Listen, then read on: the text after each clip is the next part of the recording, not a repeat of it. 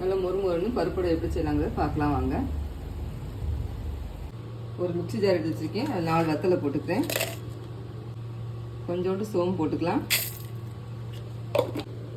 இது குறகுறப்பாக அரைச்சிட்டு வந்துடலாம். வடை பருப்பு பட்டாணி பருப்பு அப்படின்னு சொல்லுவாங்க. இது 1 மணி நேரம் ஊற வச்சு எடுத்திருக்கேன். இதை கொஞ்சம் போட்டு குறகுறப்பாக அரைச்சிக்கலாம்.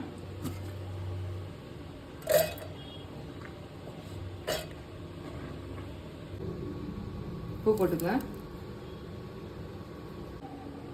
இந்தளவு குறகுறப்பாக அரைச்சாச்சு. ஒரு பாத்திரத்துக்கு மாற்றிக்கிறேன்.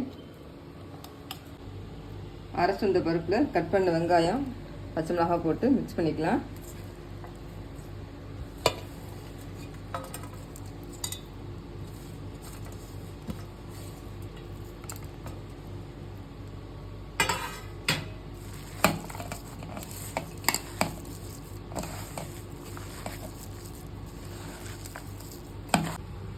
எண்ணெய் நல்லா காஞ்சிட்டு இருக்கு. வடையை வந்து ஒவ்வொன்றா தட்டி போட்டுக்கலாம்.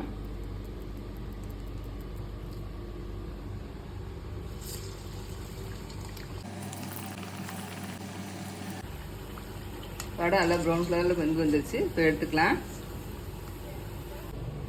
சூப்பரான பருப்பு வடை ரெடி ஆயிடுச்சு.